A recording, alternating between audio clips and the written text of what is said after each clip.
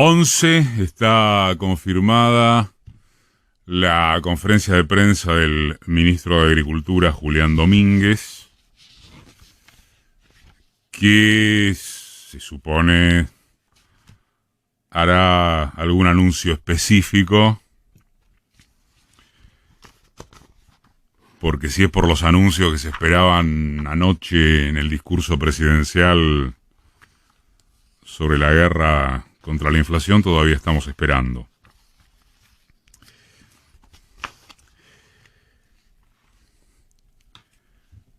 ¿Cómo se llegó hasta acá con esta confrontación a cielo abierto entre los segmentos del Frente de Todos?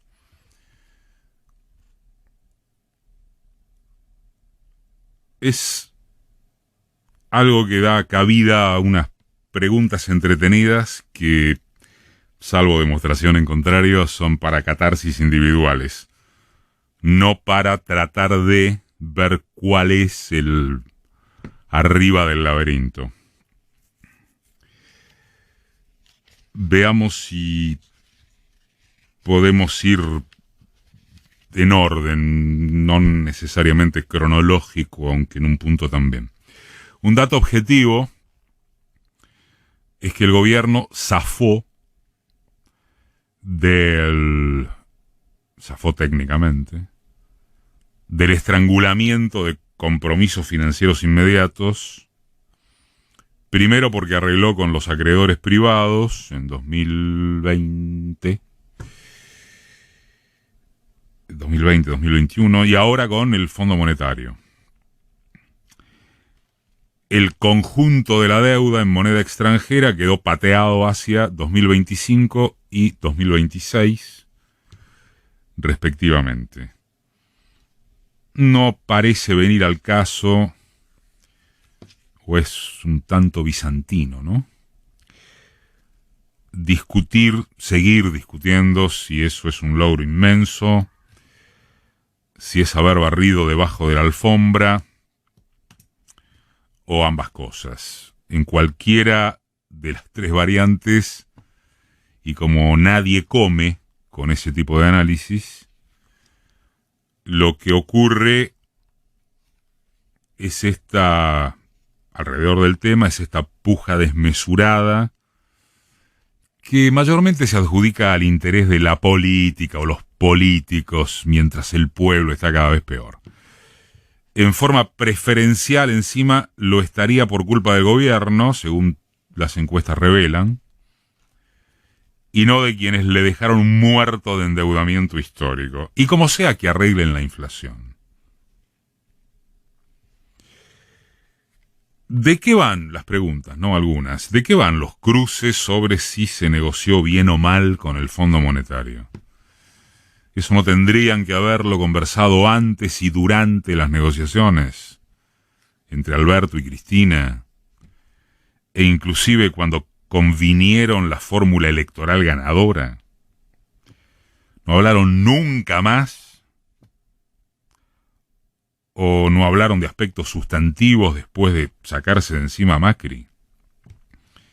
Y si no hablaron sobre el Fondo Monetario, porque después de ganar tal vez fue mejor concentrarse en cómo administrar la pandemia. Tampoco se sentaron a discutir acerca de la inflación que Macri les entregó multiplicada. Y hoy, cuando lo formal con el fondo está arreglado, ¿en serio siguen sin hablarse? ¿O es más cómodo tirarse cascotes a través de terceros? ¿Qué lugar queda para definir, establecer, intentar un liderazgo elemental, con la derrota electoral a la vuelta de la esquina? En un artículo que se publicó en estas horas, ayer, en la tecla ñ, un habitual invitado de este programa, Ricardo Aronskint, traza nos parece, un recorrido impecable sobre origen, desarrollo y caracterización global del Fondo Monetario.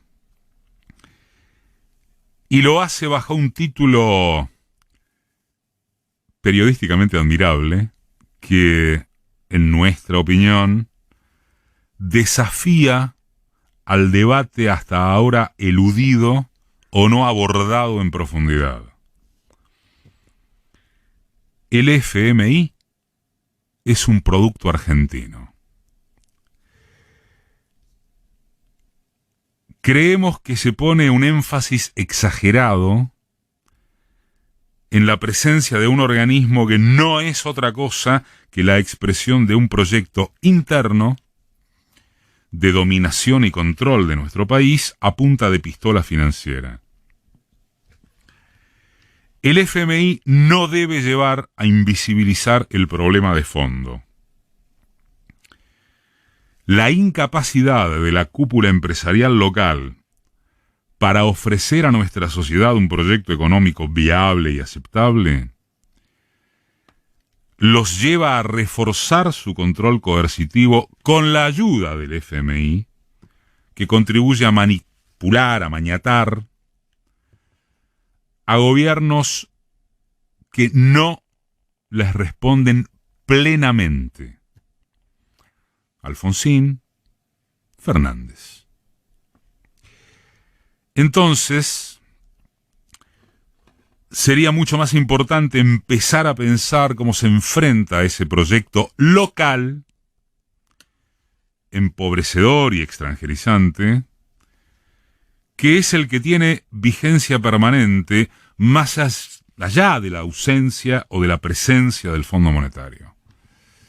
Su presencia es solo la constatación de quién va ganando en la puja interna, pero también de la incapacidad de esa élite local por asentar su control sobre el país, ofreciendo logros concretos. No es el fondo el problema, es el proyecto neoliberal globalizante de la élite argentina.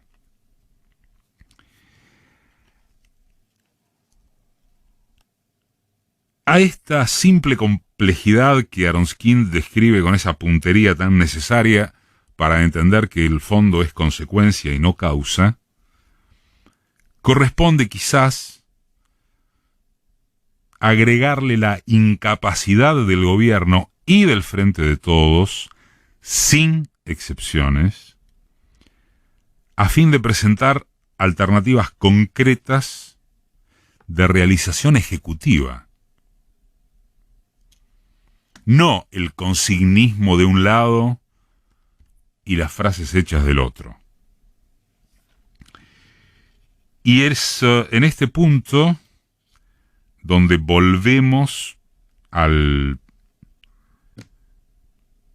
triste y muy probablemente inútil espectáculo que generó o profundizó la aprobación parlamentaria del acuerdo con el Fondo Monetario. Siendo que la batalla de fondo es local y no externa. Y siendo mucho más que lo acordado ya nació entre Rengo y muerto. Porque las circunstancias bélicas internacionales así lo ratifican, acaba de reconocerlo, en otras palabras, el mismísimo vocero del FMI, Gary Rice. Resulta que las líneas internas del gobierno se han enredado en una contienda cuya suma da 0. En la franja cristinista, de kirchnerismo duro o puro, de como cada quien quiera identificarse, quedaron atrapados en la consigna de no al fondo, o no al acuerdo con el fondo, o no a este acuerdo con el fondo, cuando solo se trataba de aprovechar la ventana de no pagarle hasta dentro de unos años, o nunca, o hasta más ver, evitando el default que nadie quiere, empezando por la propia Cristina. Y en el sector albertista es igual o peor, porque, comillas, resuelto el trámite técnico con el fondo, se engancharon en la escalada discursiva y ahora, cuando según sus dichos comienza o debería comenzar la pelea de veras, así dicen, despejado momentáneamente el horizonte de vencimientos financieros y la pandemia, no tienen espalda interna para afrontar la dureza requerida contra los factores de poder que juegan a desestabilizar al gobierno. ¿Con cuáles soldados enfrentará el presidente la guerra contra la inflación que en otra calentura verborrágica anunció para ayer?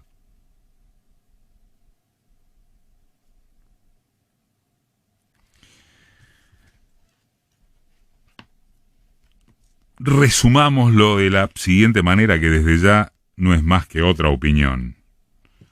Se cansa uno de repetir que asume no ser más que un comentarista, que está en la tribuna, desde un lugar público, pero en la tribuna.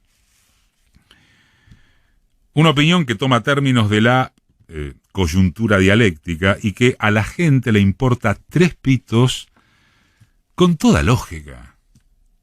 Nada de esto le resuelve a la mayoría una inflación descontrolada de los productos básicos, entre otros detalles, agravada por la guerra.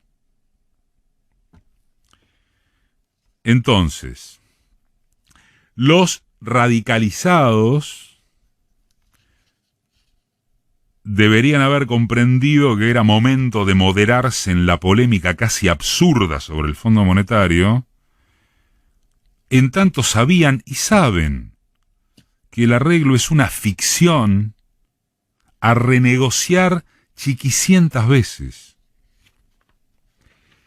Y los moderados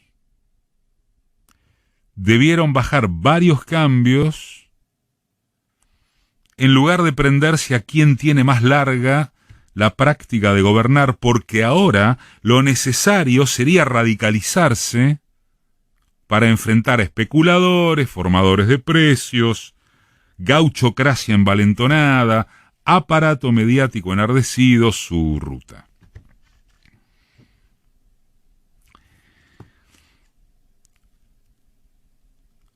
¿Alguien sale indemne de esta división o fractura en el frente electoral que no supo, no pudo, no quiso continuarse como frente gobernante?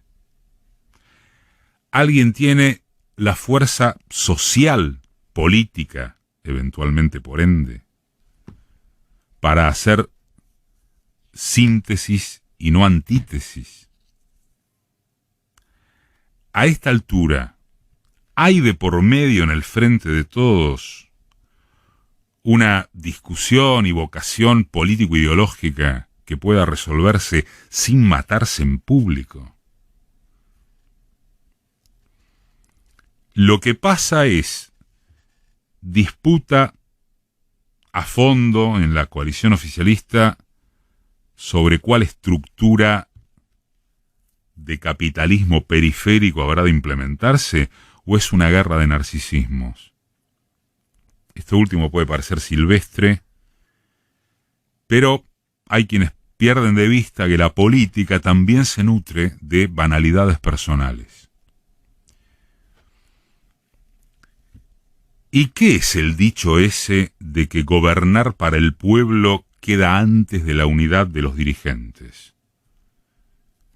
¿Cómo se gobierna para el pueblo si no se unen los dirigentes que recuperaron el gobierno tras la tragedia macrista con, se dijo y supone, el objetivo de volver a disputar, aunque sea una cuota del poder verdadero?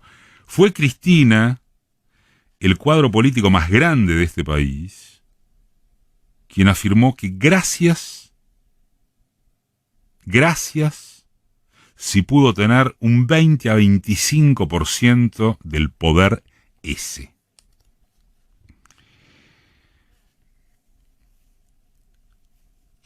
En fin, vaya momento o etapa en los que debería alcanzar con ver quiénes están de festejo por esta grieta que ya no divide a los campos clásicos de modelo socialmente inclusivo versus gorilismo. Es más grave.